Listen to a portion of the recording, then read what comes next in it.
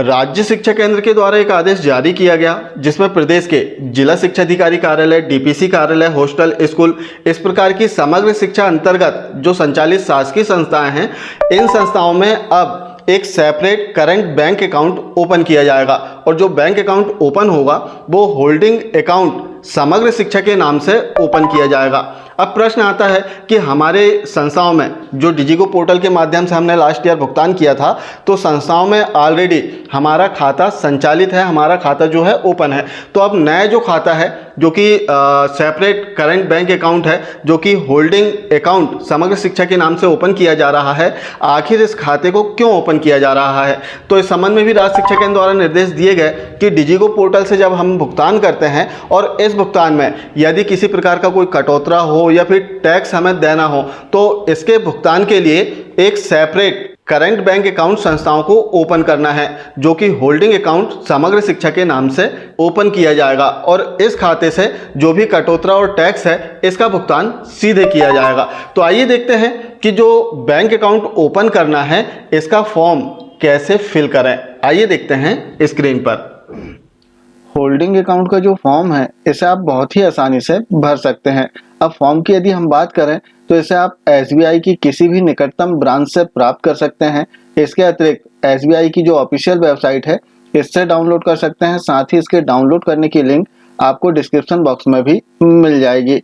अब फॉर्म के साथ में कौन कौन से दस्तावेज अटैच करना है, तो इसमें मुख्य रूप से यदि हम देखें तो आधार कार्ड, पैन कार्ड और हमारा जो पासपोर्ट साइज फोटो है वो हमें लगेंगे। तो आइए देखते हैं कि इस फॉर्म को हमें कैसे भरना है। तो इसके लिए सबसे पहले तो हमें अपने खाते का जो नाम है वो दर्ज करना है। तो जैसे राज्य शिक्षा केंद्र से जो निर्देश प्राप्त हुए हैं कि होल्डिंग अकाउंट समग्र शिक्षा के नाम से बैंक अकाउंट ओपन करना है, तो यहाँ पर सबसे पहले तो आप दर्ज कर दें होल्डिंग अकाउंट समग्र शिक्षा और इसके बाद में अपनी संस्था का जो नाम है वो आपको नीचे लिख देना है।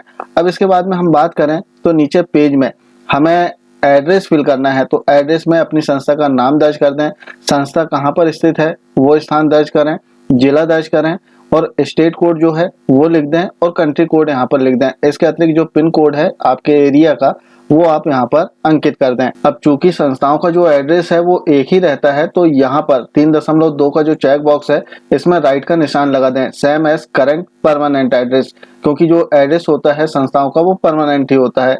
तो यहाँ पर आपको राइट का निशान लगा देना है। तो इस प्रकार से हम देखें तो हमारा जो पहला पेज है वो कंप्लीट हो गया है। पेज के अंत में आपको जो सील है अप्रूवर वेरीफायर की होल्डिंग अकाउंट समग्र शिक्षा और आपकी संस्था के नाम के साथ वाली इसे लगाना है और इसमें अप्रूवर और वेरीफायर सिग्नेचर कर देंगे। अब हम बात करते हैं पेज नंबर 2 की। तो पेज नंबर 2 में ज्यादा जानकारी दर्ज नहीं करना है, केवल आपको टाइप ऑफ अकाउंट दर्ज कर देना है। इसके अतिरिक्त अकाउंट किस प्रकार का है वो दर्ज करेंगे और एसएमएस अलर्ट और अपना जो ईमेल आईडी है इस प्रकार की जो जानकारियां हैं वो इसमें दर्ज करना होता है। तो जैसे करंट अकाउंट हमें ओपन करना है तो करंट अकाउंट में राइट का निशान लगा दें। इसके बाद में ज्वाइंट अकाउंट है तो ज्वाइंटली जो अकाउंट है इस पर टिक कर दें। अब इसके बाद में एसएमएस अलर्ट यदि हमें चाहिए तो हम यहाँ पर भी सही का निशान लगा सकते हैं।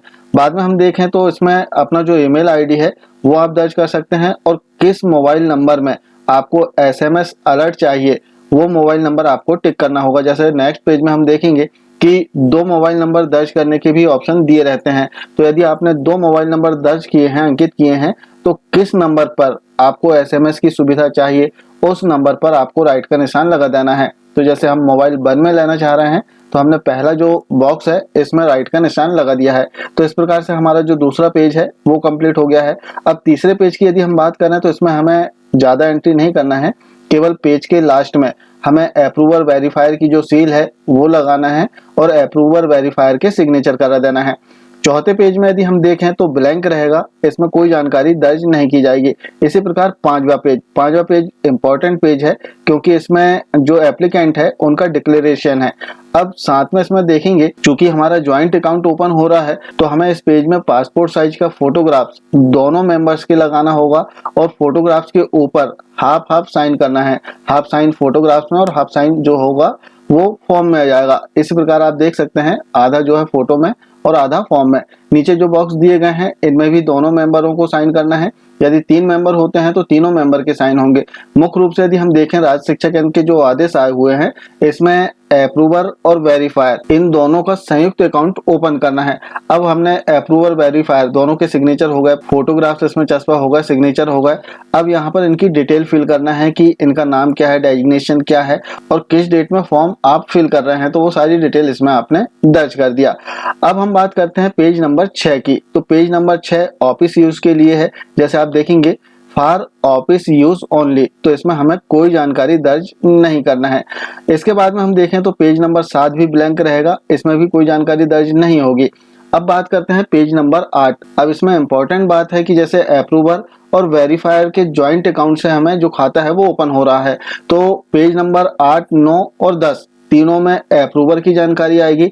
इसी प्रकार से इन्हीं पेजों पर वेरीफायर की भी जानकारी दर्ज करना होगा। तो सबसे पहले हम देख लेते हैं अप्रूवर की जानकारी।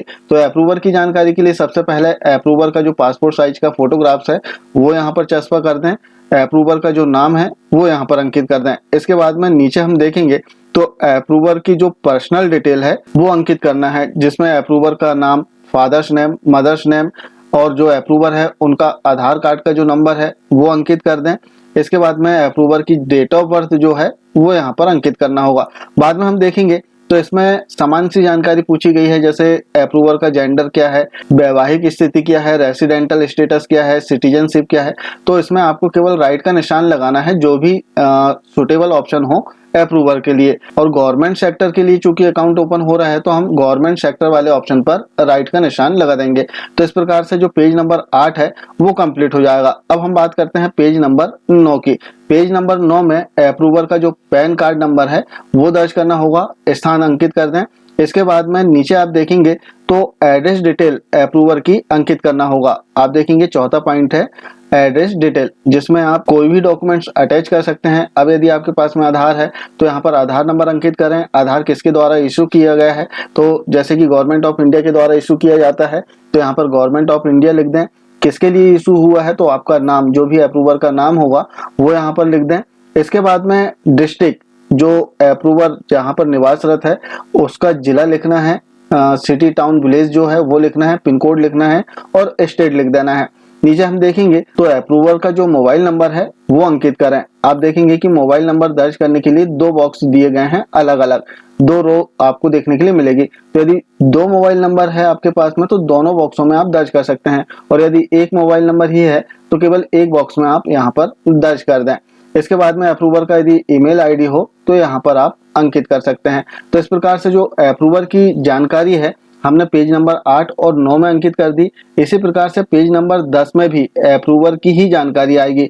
तो यहाँ पर जो वेरिफिकेशन वाला पार्ट है इसमें अप्रूवर का नाम लिखना है, डेट फिल करना है, स्थान लिख देना है और अप्रूवर के यहाँ पर सिग्नेचर हो जाएंगे। तो इस प्रकार से पेज नंबर 8, 9 और 10 इसमें अप्रूवर की जानकारी जो है अर्थात पहले मेंबर की जो जानकारी है वो अंकित हो गई। अब इन्हीं पेजों पर अर्थात इस प्रकार के ब्लैंक पेज हैं, इनमें यहाँ पर और ध्यान देने वाली बात है कि पेज नंबर 10 में अप्रूवर के साइन भी होंगे और डेट, स्थान भी अंकित करना है। अब पेज नंबर 11 से यहाँ पर आप ध्यान देंगे कि अभी हमने अप्रूवर की जानकारी दर्ज की, अब हमें वेरीफायर की जानकारी दर्ज करना होगा, अर्थात जो दूसरा मेंबर है उनकी जानकारी दर्ज करना है। तो यहाँ पर दूसरे मेंबर अर्थात वेरीफायर का फोटोग्राफ, जो पासपोर्ट साइज फोटो है वो यहाँ पर चस्पा करें। फिर नीचे वेरीफायर की जानकारी दर्ज करना है, जिसमें वेरीफायर का नाम, फादर्स नेम, मदर्स नेम, आधार कार्ड का नंबर, डेट ऑफ बर्थ और जो हमने अप्रूवर में जानकारी दर्ज की थी सेम उसी प्रकार से वेरीफायर की भी यहाँ पर जानकारी दर्ज करना है। तो इस प्रकार से हम देखें तो 3 पेज आपको अलग से संलग्न करने होंगे। यदि 2 मेंबर हैं तो 3 पेज में अप्रूवर की जानकारी आएगी और उसी प्रकार के 3 पेजों में वेरीफायर की जानकारी आ जाएगी, जिसमें एड्रेस डिटेल, कॉन्टैक्ट डिटेल, वो सारी डिटेल आपको इसमें अंकित करना होगा। और वेरिफिकेशन वाले पेज पर नाम अंकित करना है, डेट लिखना है और स्थान लिख देना है, और यहाँ पर जो वेरीफायर हैं उनके सिग्नेचर हो जाएंगे। तो इस प्रकार से अप्रूवर और वेरीफायर के लिए 3-3 पेज रहेंगे, जिसमें दोनों मेंबर्स की व्यक्तिगत जो जानकारी है इसे दर्ज करना होगा। अब यहाँ पर नीचे आप देखेंगे कि जो वेरीफायर हैं उनका सिग्नेचर आपको लेना है और डेट और स्थान यहाँ पर अंकित कर देना है। तो इस प्रकार से जो 3-3 पेज है वो अप्रूवर और वेरीफायर के लिए रहेंगे। अब इसके बाद में हम देखें तो इसमें लास्ट पेज जिसमें हमें जानकारी दर्ज करना है, तो यहाँ पर यदि आप देखें तो दोनों मेंबर्स की जो डिटेल है वो लिखना है, जिसमें मेंबर्स का नाम है, डेट ऑफ बर्थ है और जो अन्य जानकारियां हैं वो अंकित कर दें।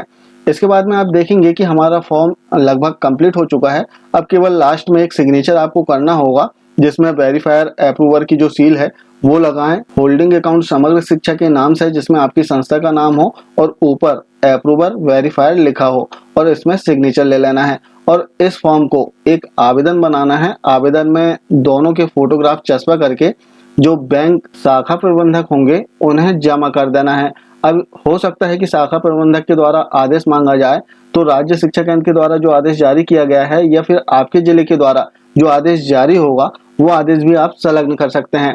साथ में इस आवेदन के साथ में आपको दोनों के अप्रूवर और वेरीफायर दोनों के आधार कार्ड और पैन कार्ड भी संलग्न करना होगा। साथ ही इसमें बता दें कि जो फॉर्म है केवल उदाहरण के लिए बताया गया है, हो सकता है कि इसमें कुछ संशोधन हो जाए। इसके अतिरिक्त इस फॉर्म को डाउनलोड करने की जो लिंक है आपको डिस्क्रिप्शन बॉक्स में भी मिल जाएगी। ये थी होल्डिंग अकाउंट का फॉर्म भरने संबंधी एक महत्वपूर्ण जानकारी। आशा है जानकारी आप समझ पाए होंगे। मिलते हैं कुछ इसी प्रकार की जानकारियों के साथ में नेक्स्ट वीडियो में। तब तक के लिए जय हिंद।